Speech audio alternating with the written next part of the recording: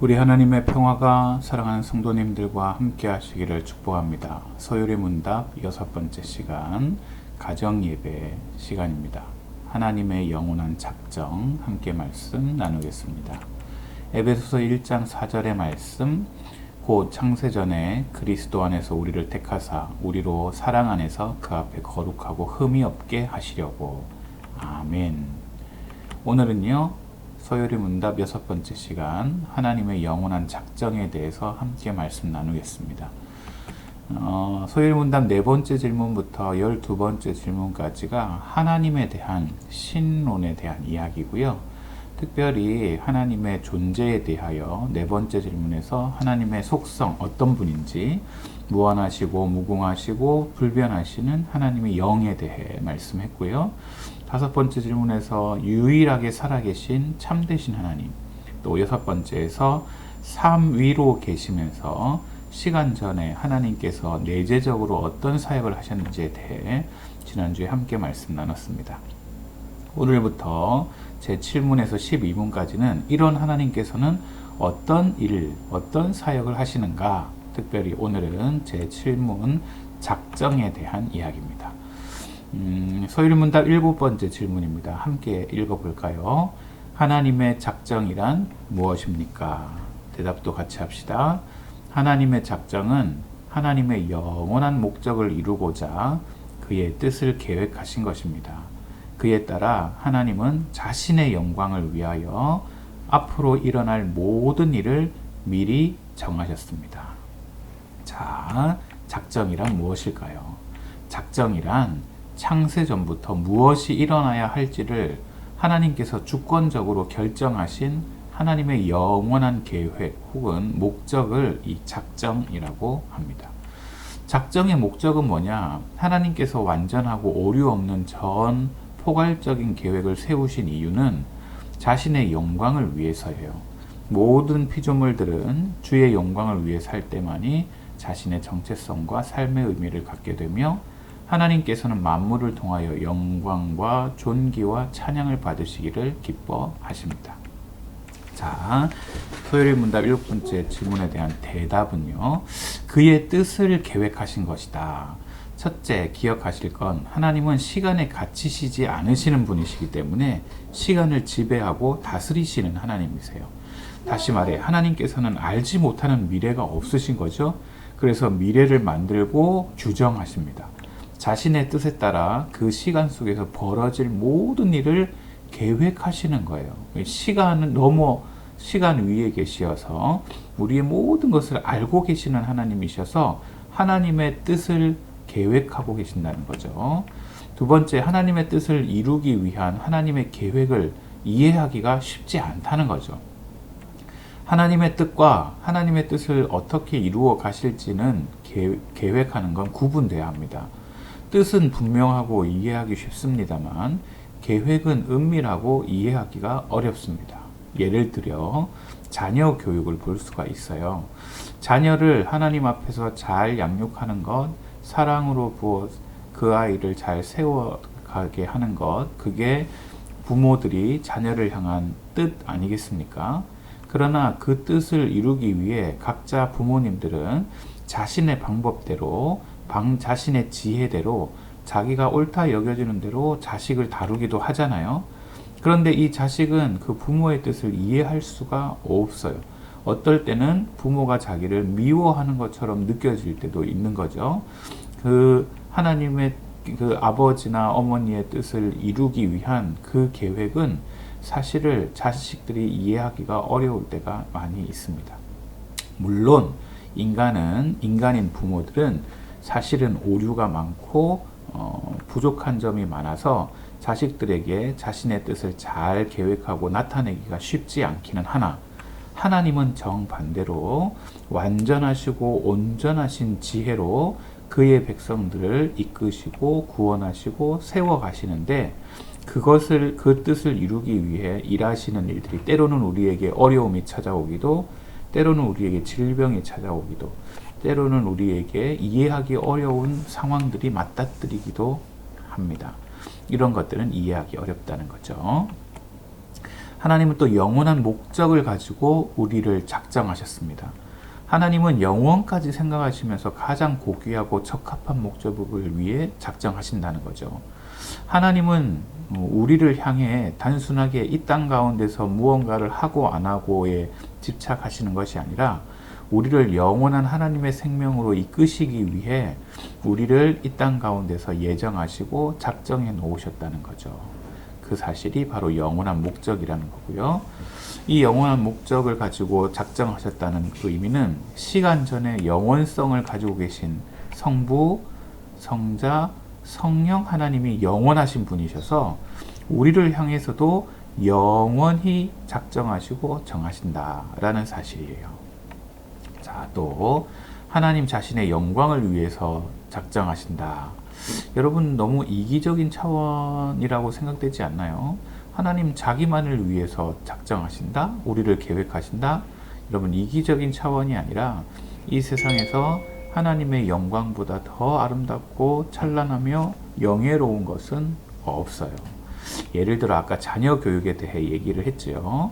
자랄 때는 부모의 마음을 이해하지 못해서 부모와 다투기도 하고 이견을 나타내기도 하나 또 다 커서 어른이 되고 부모의 마음을 이해하는 날이 있어요. 근데 그때 되면 그때 나의 부모가 나와 생각이 다르긴 했었으나 그러나 나를 위해 이렇게 수고해 주신 분이 있구나 하고는 그 부모의 은혜에 고맙고 감사한 마음을 표현하는 거죠. 그게 곧 부모님께 영광을 돌리는 거예요. 마찬가지로 하나님께서 작정하셨다는 것은 하나님만 좋으라고 작정하신 것이 아니라 그 작정의 결과 오늘 우리들이 영원한 생명을 얻게 되고 또 풍성한 하나님의 자비를 얻게 돼서 결국 하나님을 찬양하게 된다는 거죠. 그래서 하나님의 영광을 위해서 작정하신 것이 우리에게는 진정한 복이다라는 사실을 알 수가 있어요. 결과적으로 무한하시고 영원하시고 불변하신 하나님께 영광이 된다는 이야기예요. 그래서 하나님의 영광을 위해서라는 해석은 자연스럽게 하나님을 드높인다는 뜻으로 해석되어야 한다는 거예요. 시간이 지나면서 자연스럽게 모든 작정이 하나님께는 영광이 된다라는 사실을 기억하시면 돼요. 그래서 이제 이 작정의 여러 가지 특징들을 빨리빨리 지나가면서 한번 볼게요. 작정의 기초는요, 하나님의 지혜를 근거로 둬요. 무한하시고 무궁하신 그리고 불변하신 그 지혜가 우리의 인생을 향해 계획하시는 거죠. 당연히 지혜로우신 분이셔서 우리의 모든 것을 계획하신다는 거죠.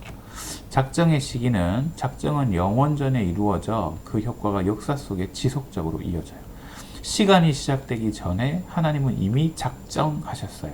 우리의 인생과 삶을 택하시고 하나님께서는 그 꿈을 지금도 우리 인간의 역사 속에서 지속적으로 이루어 가고 계시는 중이신 거예요. 작정의 시행은요, 작정은 하나님이 반드시 작정하시면 그 작정은 성취된다는 거죠. 흔들리거나 바뀌지 않아요. 인간의 계획은, 인간의 작정은 포기되기도 하고 또 바뀌기도 하지만 하나님의 작정은 전혀 포기하지 않으시고 변개되지 않으며 반드시 성취된다는 게 작정의 특성이에요. 작정은요, 변하지 않아요.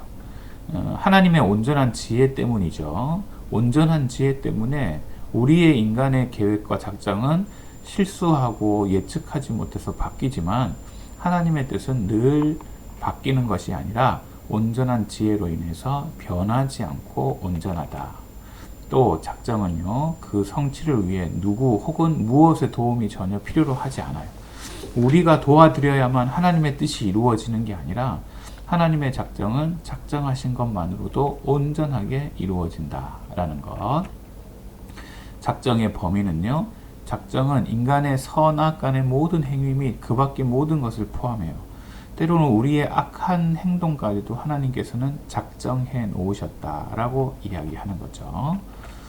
작정의 예외가 있어요. 자, 방금 전에 우리의 악한 것 또한 예정하셨다라고 이야기하는데 그것에 대한 부연 설명이라면 작정은 인간의 범죄를 의도적 혹은 강제적으로 실행시키지 않는다.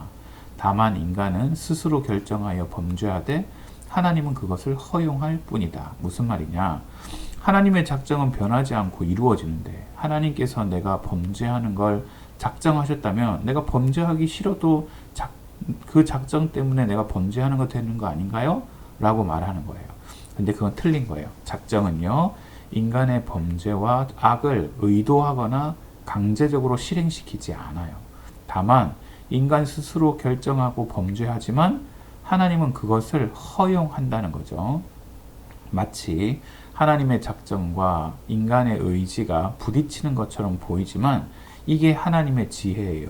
영원 시간 바깥에 계신 하나님께서 시간 안에 있는 우리들에 대해 계획하시는 그 놀라운 지혜가 부딪히는 것처럼 보이나 하나님의 지혜는 절대 부딪히지 않고 인간의 자유의지와 하나님의 작정이 서로 공존하게 된다는 거죠. 작정 교리에 대해 반론하는 사람들이 있어요. 좀 전에 말씀드린 것처럼 펠라기우스파라는 학파에서는 작정 교리가 인간의 자유의지와 모순된다라고 하는데 성경은 인간이 자유하기 때문에 자기 행위에 대해 책임을 져야 된다라고 가르치고 있어요. 우리는 자유하고요. 그 자유의 선택에 대해 하나님은 우리가 책임지기를 바라고 계신 거죠. 두 번째 작정 교리의 반론들.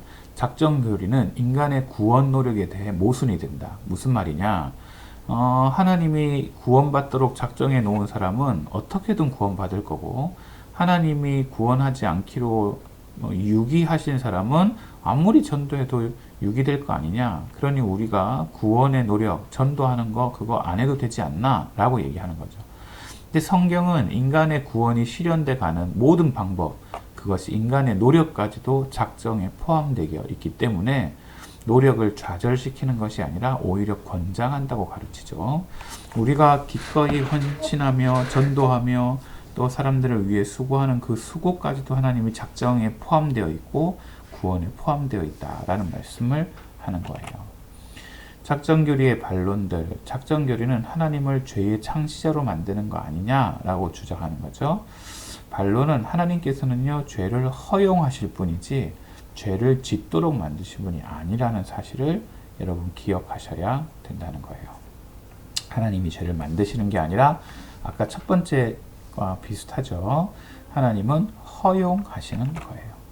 죄가 세상에 들어옴으로 죄가 천사들과 사람들의 삶에 다양하게 나타났으나 하나님께서 이러한 결과들이 초래되도록 직접 영향력을 행사하기로 결정하신 것이 아니며 죄의 조성자가 되지 않습니다. 그러므로 죄와 관련되어 하나님의 작정과 관련해서는 하나님은 허용이라는 교리로 그 사람들의 죄를 허용하고 계시는 거죠.